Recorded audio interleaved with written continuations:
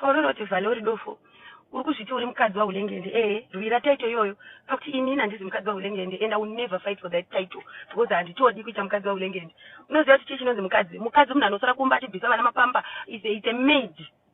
Kunzi maid but ari paPromax. Aka-upgrade ndokunzi mukadzi. Ini handisi mukadzi. You are fighting a losing battle because uri kurwira chinzvimbo chandisingatodi. Mukadzi ndiwe waigara kumusha. Ndiwe unofambira kuzofadza hama, ndiwe mukadzi. Unzisa mukadzi munhu anotorwa kufadza hama nekubika sadza. Inini handisi mukadzi waulengende. Ndiri shamwari yaulengende. Ndiri backing vocalist waulengende. Ndiri best friend yaulengende. So usazvifananidze neni uri nyana Vale. You are a wife, ndiwe wife. Ini handitoidi title iyoyo. Handidi kunzi muroora wamai, handidi like I said amai vaulengende ndamai vangu. Not a day in my life yandowisha kuva muroora wamai vaulengende handidi. Tinotoda kuti vaita amai vangu ende ndamai vangu. Saka you are fighting a losing battle. Ukurwira chinzvimbo chandisingatodi. Never in my life here. Haisiriyo go yangu ini kuti anze ndoda kuita mukadzi waulengende. Yuwi. Ndozvirwamba mandikaona ndakufunga saizvozvo. Saka paunoona kuti uri kupenga uri kurwira title yandisingatodi. Uri kurwira kunzi mukadzi waulengende. Inini handisi mukadzi waulengende sha. Don't ever fucking compare yourself to me bitch. That's why uchiona kuti inini handite basa rekuswera ndiri kumba nchibika sadza. Ndinoziva purpose yangu mulife maulengende and akandiudza zvaanoda kuti ndiite and ndozvandoita which is being by his side and supporting him. Iwewe waimurwisa saka kumhata kwako usawe pana pachitaura kuti unoda kunzi ndi mukadzi futsake ulengende anombobvira achada mukadzi akakutora kuti mudanane ndosika wakatotambirwa po wakauya paya wanyepa kuti nenhumbu ukatambirwa achiti ndaita mukadzi uya asvika tanga kukorerwa nemapoto wabva watanga kupanduka pa utengotovisa seulengende nehama dzake uchida kunzi uri mwana akanaka. Ati makainzwa audio yake yaitaura naKetina achanzi hey Malota akashata anosimisa ichembere bitch I'm 27 years old Vale you are 23 takasiyana ne 4 years ini na ulengende takasiyana ne 20 takasiyana ne 2 years saka una nyaya yeye ane body yakashata futseke kana ndine body une body yakanaka ulengende wachaka kusirei uchitanzi hey ndakambofamba mwana wamai let me tell you something pachikoro pana pando pamunochikokerana nova ukona inini kana uchidonzo warwisana neni usaite zvemushonga usaite zvemaprofita because kubva ndizvarwe musoro wangu uyu ausati wambobatwa nemuprofita bitch wanzwa.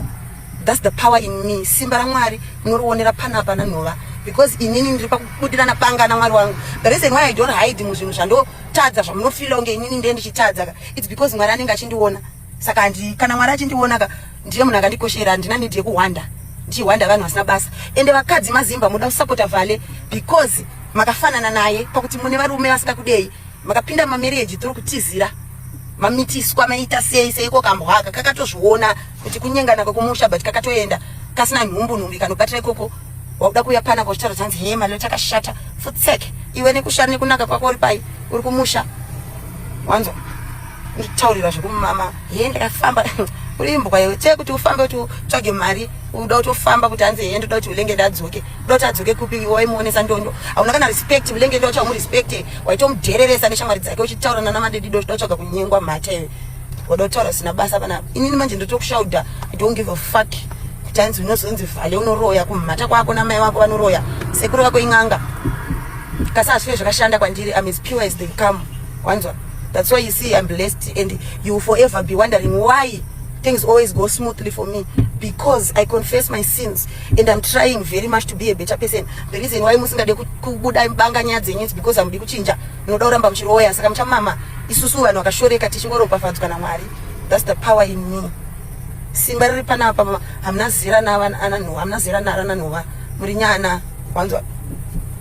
Etongoti mimi ndoti macomebacks twenyu twekuti mukaona munhu anofunga akarongeka ite young age munotanga kuzvinyepera kuti anzi chembere yekuita sei kwacho murimbwa ndozvikukupai kurwisa melo muchida kusapota tapiwa isadiwa naDenzel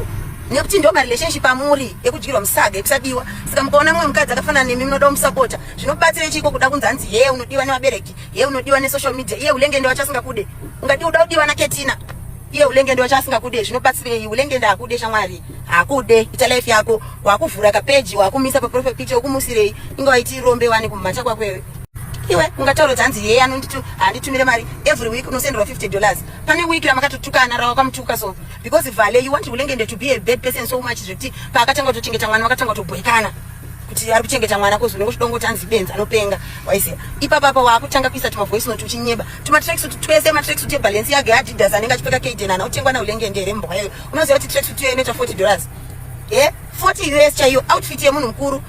Outfit akatonaka aya anotengeswa kunana kwamemo andotopfeka inini anotoita $20 $15 asi KJN kana chitenga hembe dzevana ngende ndototenga nedza KJN dzakanaka, but you are just an ungrateful better bitch. Why is you want to claim that you are better? You are not better than anyone, bitch. Uri hure rinomwa fanta una respect unodherera murume saka zviri nani kudana nemusikana anoita madrugs but achitokupa chiremerera pakuti vanhu vese vaya vana Godfather vanani vaya vaitodherera ngende uyu kunzweri but vakatanga kutomurespecta turi nini usazosaizirwa munhu wangu kana nanhu vaya. But iwe waitonyeya ulengende nevanhu iwe uchitoti irombe chi tsek kumata kwako waichiva zvinhu zvababa wangende murume wako mbwa yemunhu gara kumusha ikoko zvenyu zvekuda kubatirira varume nevana zvishande manzwa zvakafanana nesister yangu makambomunzwa achiti Junior Spraga ngari murume wangu munoziva kuti nguva yakatogara Junior Spraga nesister yangu nenguva yakatogara ngende navhale ulengende navhale vakagara vese 2 months hazina kutozodarika ini ndakasangana ulengende atone mamanzi atotiza ungezi ulengende anoda kumba kwavo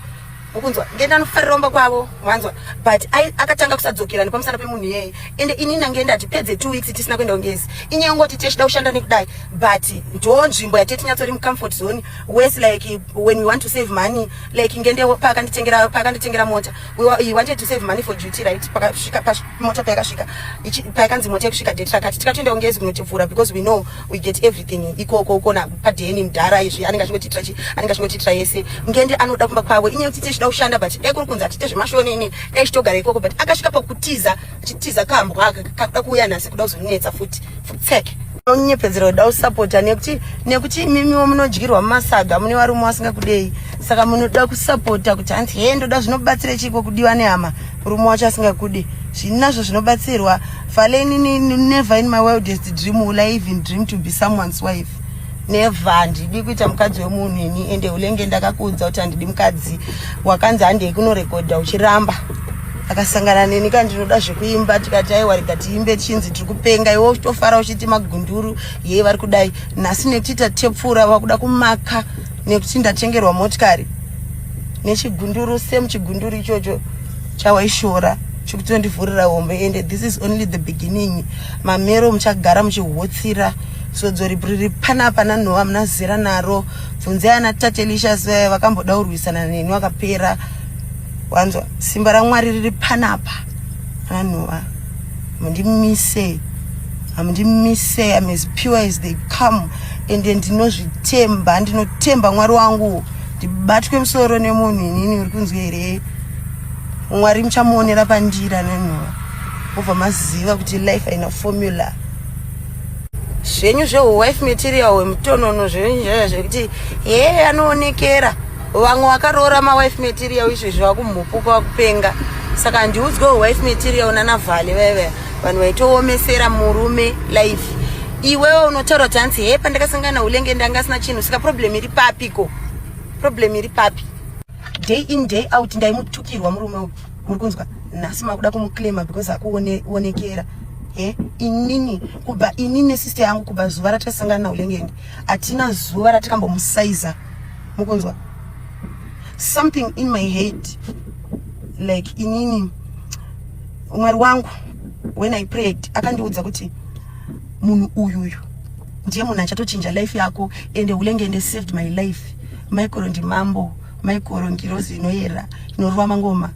kuti zvinhu zvekuda kudhirira vanhu makuda kudzoka nekuti maona kuti munhu ava pari nani ulenge ndakadyiswa futsake nekuti ndadiwa munoda varume vasingakudei because muri useless chamunogona kumona sadza ulenge ndadi mukadzi anomona sadza nda mukadzi anomona mbanje kuti zvenyu zvekumama zvekusara pamba uchisuka uchiita sei nonsense uyoda uchitaura zvekamwana kane basa rechiko kamwana kako mwana ngende ari koko ulenge ndani vana 6 uda kuuya pana koda utsvaga relevance chauri kuisira ulengende paprofile picture chi kambo kwake munhu uda kuuya pasocial media uzoite enda kunotsvaga mari cho kumba kunya kubatikana network ogara kumusha kusina kana solar kana magetsi kuti uende pasocial media unofanira kuenda kumashops kumata kwako and when we make it this is only the beginning. Ndichauya ndichikuudzai zvinhu zvandakasangana nazvo ndina ulengende when the time is right kana tazobudirira asi kana matotanga kutorwadziwa apa achiri mafa achingori like ma highlights ko pachazonyatsotanga kuitika zvinhu muchamama. This is a movement and inoramba ichitoenderera mberi and inini my intentions were pure with ulengende from the first day mukunzwisisa. That's why achindida because my intentions were pure. Even up to now, my intentions are pure. The reason why people support me is because I support Ulengende. The reason why people support my sister is because she supports me. Kasi mimi nekuti munoroyana mukaona vanhu vanowirirana munotanzi he vakajikiswa kuita sei vanhu vevaroi kumata kwenyu. Vale inini handisi kupindira nyaya kuna Ulengende because pawaitotuka Ulengende uchita sei ngende ndaitomuudza kuti haisi danger munhu anenge angorongochingochibhita but hapana unofanira kungomunyengerera for the sake of mwana kunzisa asi iwewe ndiwe watanga undituka mavoice note ako waisenderana Ketina and another thing uri kunyeba kuti Ulengende asi kuchengeta mwana of which that's a lie anditi Ulengende anotoda Kejeni zvaunoziva but I think the fact yekuti Ulengende anochengeta Kejeni zvinotokubowa because unotongoramba uchinzi Ulengende munhu akaipa inini pandakasangana naUlengende guys Ulengende ndakasangana naye kumba kwake Queen ukunzwa atone 3 months atiza Vale uyu vanzwa Vale na Ulengende vakagara vese 1 month unoziva Vale na Ulengende vakagara vese 1 month vakatadza kunzwanana why because Vale airwisa Ulengende achiudza mai vake instead kuti utobatsira mai vangeende kuti vanzwisise mwana wavo you know kuti vabereki veUlengende maprofit that vangeende zvavo of course but nenyongotochi imafiya chichi havazotadza kuda kuti vaimuzisa lifestyle yechigeto yuta ndeti but moms mustraight zvekutodaro like she's very strict waitowedzera kuti Ulengende asawirirane namai vake nevabereki vake wakatozvi exchange iwewe kuda kutoti utove mwana wababa namai vaUlengende uchirwisa azodai Vale wakatiza namumba kwenyu ndosvika kupa kuti unyeko kuti une nhumbu which is okay iona Ulengende maidanana but so wakauya uzogara brain dzako dzakabva dzachinja kumba kwenyu kune nhamo wakauya pamba pana Ngende uchichiva lifestyle yaipapo waona zvimota nini wabva watanga kurwisa Ngende iwewe uchida kufarirwa namai vani vaUlengende Ulengende akakutiza inini ndo pandakasangana naye handiti but atanga kugara ipapo taigara pasi ndio kumba kwedu pandanetsana namama wangu inini my mom doesn't stay in Zimbabwe pandanetsana futi namama wangu nenyaya Ulengende vakati he mukuita zvemadrugs he kumba kunogara kukazara patitata kuita kazvemangoma nini tikatonetsana bataenda nogara kwangu ambi kumbari ukatosenda mavoice note yochichi wakudanana naUlengende ungoti nazochengeta angu chiima message plus chinja mafoni ukati tora irombe uchindisendera mapictures emapoto uri mukicheni uchinditumira serezita ukati mutamama nenhamo nerombe roro inini ndakagarika ndotodya zvese zvandada uchindiradza mapoto uchidada nemapoto because you didn't think that Ulengende was gonna make it wakadii kukurwira pandakatongodanana naye wakatowedzera kurwisa wakangosinda kudanana naye emailaini ukatowedzera kurwisa ukatowedzera kuti rombe yechichi saka rombe riya wakuri dii because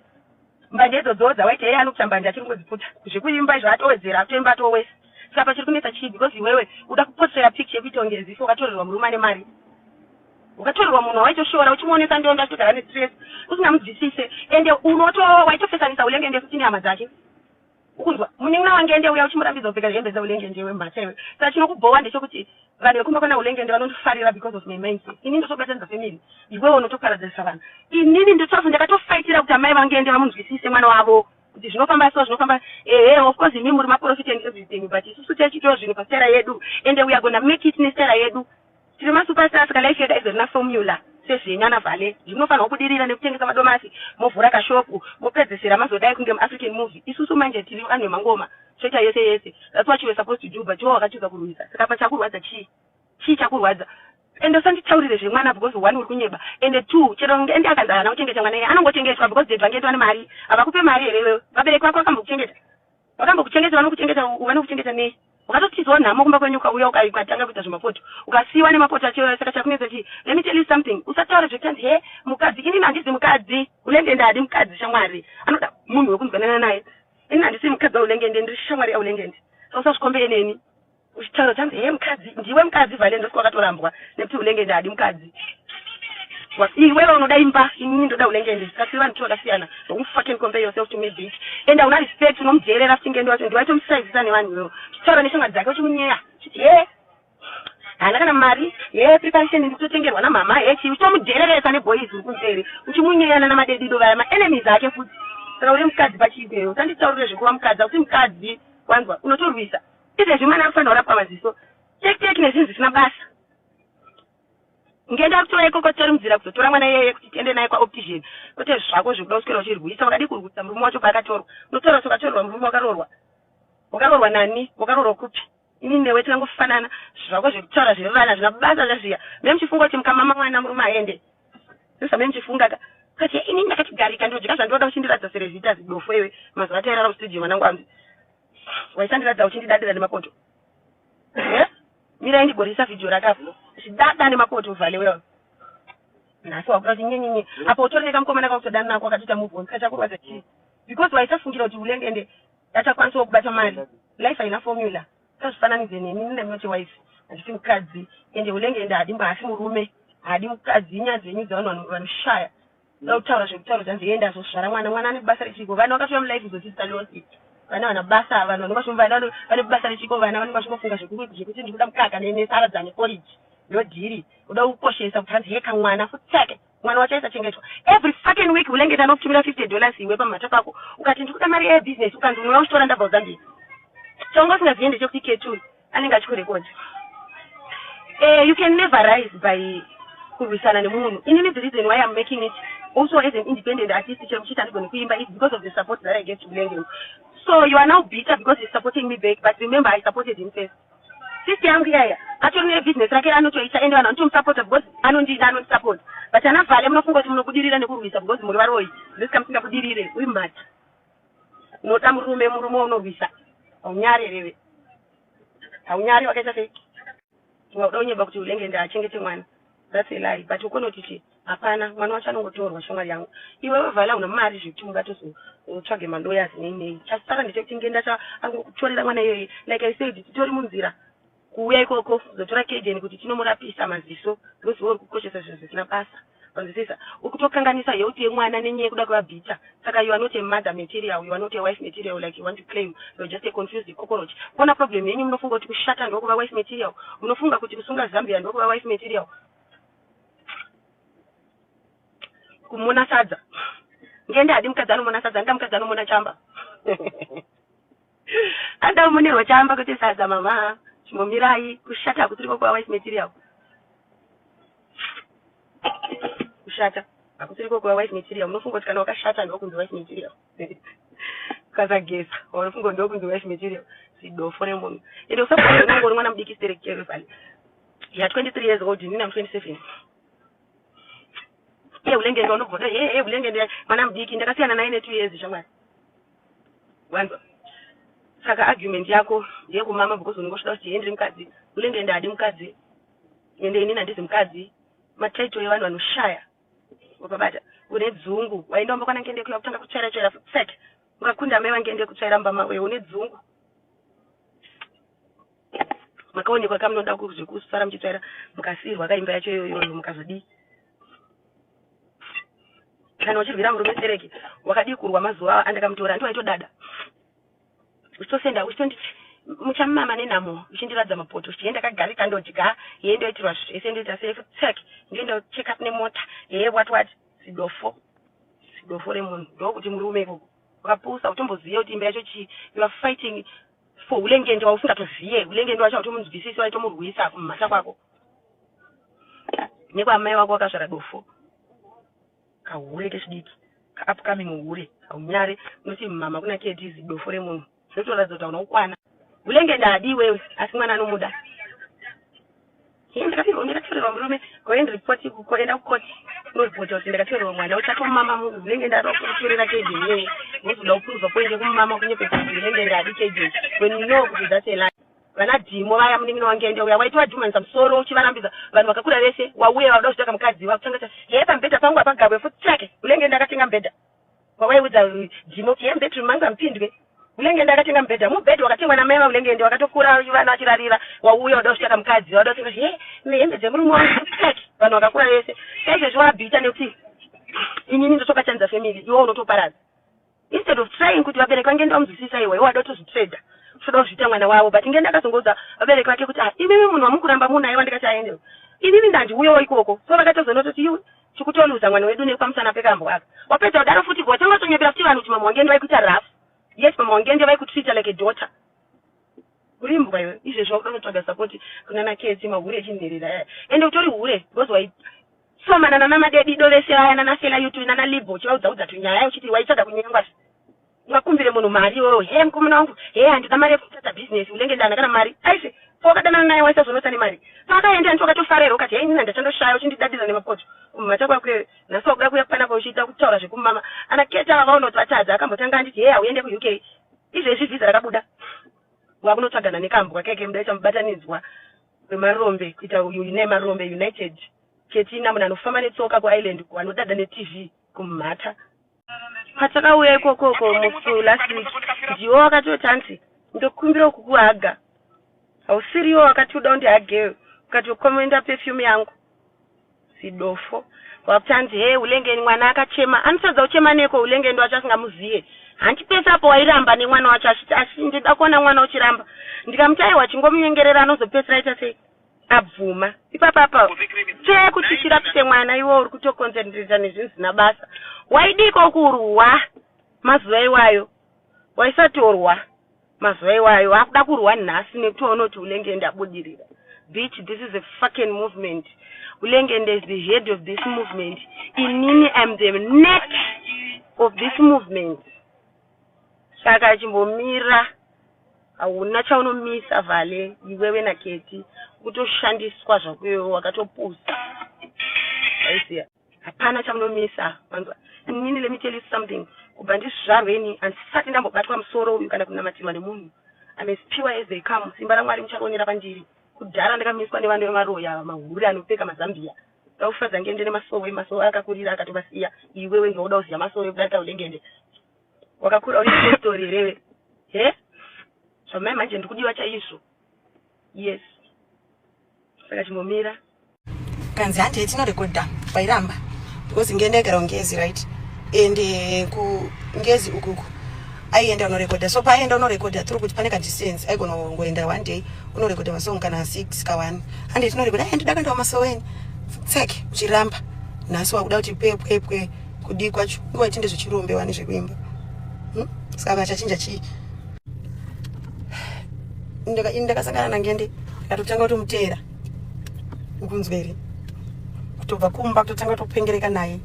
kusvika pakutoimba nekuti ndo zvaanofarira kuda kuya pana kuzvitaura zvekumumama valewe kumhata kwako.